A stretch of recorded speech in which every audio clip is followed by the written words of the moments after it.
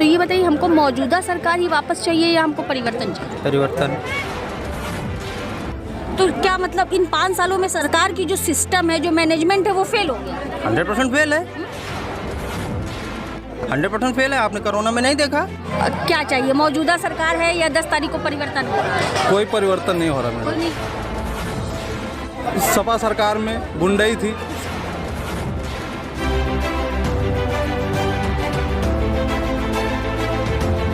ये मौजूदा सरकार है या 10 तारीख को परिवर्तन हो रहा है? कोई परिवर्तन नहीं हो रहा मैडम। कोई नहीं हो रहा है। अच्छा ये बताइए कि इस सरकार के जो विकास रहे, एक दो आप हमें बताइए। अभी गांव का विकास देख लीजिए, सिटी से बेहतर हो गए गांव। हमारे गांव चले जाइए, पतारी ग्राम पंचायत लगती है, चारों तरफ से हमारे गांव में डामरी हो गई। लेकिन अंकल तो कह रहे हैं कोई विकास अंकल का अपना नज़रिया है देखने का। और दूसरी बात ये हो गई, इस सरकार में सबका साथ और सबका विकास का काम हो रहा है। इसमें तुष्टीकरण नहीं हो रहा मैडम किसी का भी। और सरकार कोई भी आए, पिछली सरकार भी यही थी कि सपा सरकार में गुंडाई थी। सबसे ज़्यादा तो अभी सुरक्षा है, देश हो या स्वयं आदमी हो। जैसे कि महिलाओं की सुरक्षा हो गई या आम जनमानस की हो गई, हमारी हो गई, देश की सुरक्षा हो गई, बॉर्डर सुरक्षित हो गए। ये सब देख के आदमी यूक्रेन में जो हमारे बच्चे फंस गए हैं उनको लाया जा रहा है। 7वीं 18,000 बच्चे हैं, 18,000 से ऊपर है, लगभग 2,500 अभी तक वापस आ गए हैं। अभी वहाँ पे एयर पे सब बंद पड़ा है।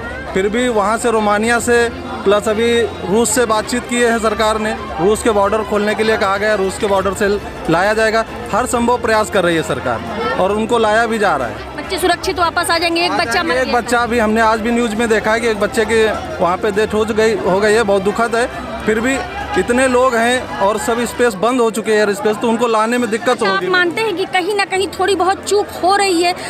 हमारे लिए वो एक बच्चा है, लेकिन किसी माँ बाप के लिए वो उनका लाल है और बचपन से लेके बढ़ाने तक तो दुखद है कहीं। फिर भी बिल्कुल है। वहाँ पे बच्चे पढ़ने गए, पढ़ने तो कहीं भी कोई भी जाता है, लेकिन अब वहाँ पे ऐसे हालात हो जाएंगे ये कोई देख नहीं सकता। किसी को पता ही नहीं था जब एयर स्पेस बंद हो गया। उसके बाद में फिर भी सरकार हर संभव प्रयास करके उनको ला रही है।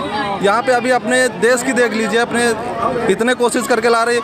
अन्य देशों के तिरंगा उठाना पड़ रहा है लोगों को वहाँ पे।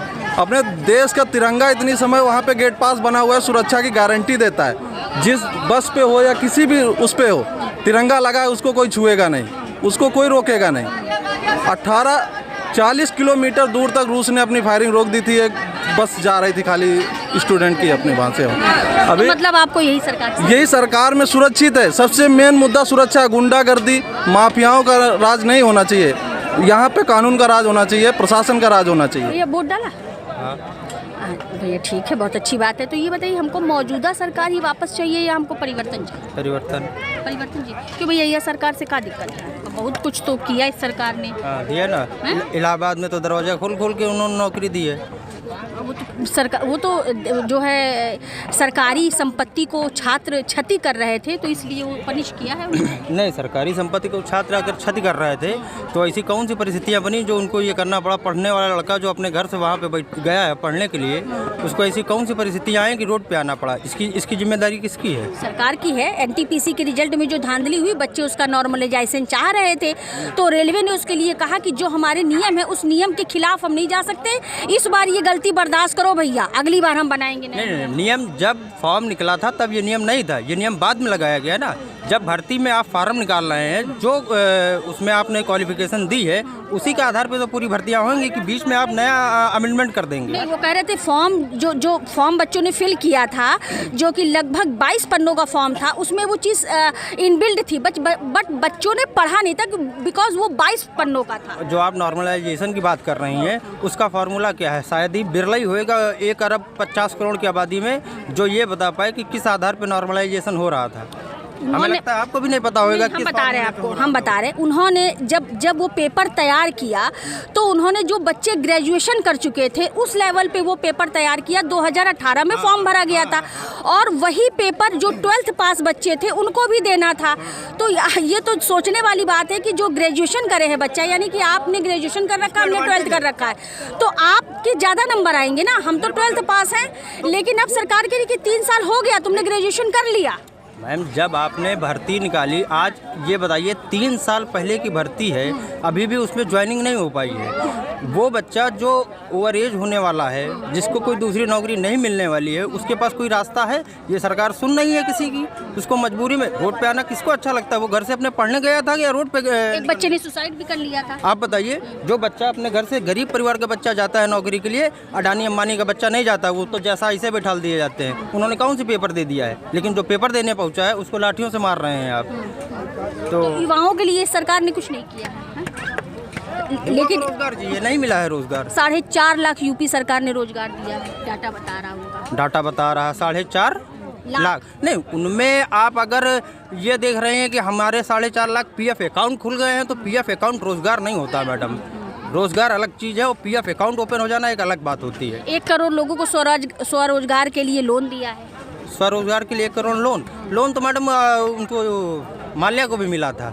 उन लोनों की सच्चाई ये है कि जिस आदमी की बैंक मैनेजर से सेटिंग होती है उसको लोन मिलता है, और शेष यहाँ पे इतना मजबूर ज़रूरतमंद खड़ा है, उनको लोन नहीं मिल पाता। उनके पास पेपर ही नहीं होते हैं। मैनेजर इतनी सारे पेपर बता देगा कि वो 2 दिन में बेचारा भाग जाएगा, वो अपनी ज़मीन बेच लेगा, लोन लेने नहीं जाएगा, क्योंकि वो पेपर ही नहीं दे पाएगा बैंक के। और बैंक मैनेजर बोलता है मोदी जी तो योजना बना देते हैं। फाइनेंस हमें देखना है, हम डिसाइड करेंगे किसको पैसा देना है, किसको नहीं देना है। मोदी जी नहीं डिसाइड कर रहे हैं। तो वो जो आम आदमी जो लाइन में सबसे पीछे लगा है, उसको मैनेजर से मिलना पड़ता है, मोदी जी से नहीं मिलना पड़ता है। मैनेजर बताता है कि वे पेपर लेके आओ, नहीं देंगे। तो क्या मतलब इन 5 सालों में सरकार की जो सिस्टम है, जो मैनेजमेंट है, वो फेल हो गया? 100% फेल है, 100% फेल है। आपने कोरोना में नहीं देखा, गंगा में तैरती हुई लाश है, लखनऊ में जो टीन शेड लगाया गया लाश। योगी सरकार तो कह रहे हैं कि जितना बेहतर कोरोना में हमारे भारत देश ने, स्पेशली उत्तर प्रदेश ने जो रोल किया, और देश विफल रहे। हमारा कहीं लाशें नहीं बही है, कहीं ऑक्सीजन की कमी नहीं रही है, हॉस्पिटल में ऑक्सीजन अवेलेबल था। योगी सरकार तो ये भी बोल रही है कि ऑक्सीजन की कमी से एक भी आदमी नहीं मरा। क्या ये बात मानने वाली है? गंगा में लाशें बह गई। अब भैया वो तो जनता जाने का बहा दिया। वो फेलियर था सिस्टम का, वो सिस्टम का फेलियर था, और ये चीज़ इनको माननी चाहिए जो नहीं मान रहे हैं। भाई इनका तो स्टेटमेंट है कि आज तक एक भी आदमी ऑक्सीजन की कमी से बिना मरा ही नहीं, जबकि सच्चाई ये है कि हम भाई कोई बहुत पहुँचे हुए आदमी नहीं है, लेकिन जब आदमी मुसीबत में होता है एक दूसरे से मदद मांगता है। हमारे पास फ़ोन है, भैया कोई हो, तुम उन्नाव में रहते हो, हम देहात से आए हैं, अगर कहीं सिलेंडर मिल पावे तो दिला दो। नहीं, सिलेंडर ऑक्सीजन की कमी से नहीं मरे वो बात अलग है, और लेकिन टेम्पो में एक औरत अपने पति को मुंह से सांस दे रही थी, वो अलग बात है। लेकिन भैया ऑक्सीजन की कमी से मरे नहीं योगी जी हमारे क्या? नहीं, योगी जी तो बहुत कुछ कहते हैं मैडम। योगी जी ने तो ये भी कहा था ना कि यूपी में कोई मतलब नौकरियां बहुत हैं, पर युवा पढ़ी है, कैपेबल नहीं है। हाँ, लड़के जो है योग्य नहीं है। तो अब मतलब आरती करने वाले बताएंगे कि यूपीएससी में कौन बैठेगा। उनकी मतलब अगर योग्यता है तो मिलेगी नहीं, वही तो। अब उनकी नज़र में योग्य नहीं है, तभी यूपी में इतनी बेरोजगारी है। ये बात मुख्यमंत्री जी ने ही कही थी ना कि महंगाई बढ़ी, योग्य नहीं है। मुख्यमंत्री हमारा बहुत बढ़िया है। हाँ, बहुत बढ़िया है योगी हमारे आदमी। चलिए अच्छा मैडम, चलिए ठीक, चलिए बढ़िया। योगी हमारे मोदी सबसे अच्छे इंसान हैं, अच्छाई करते हैं।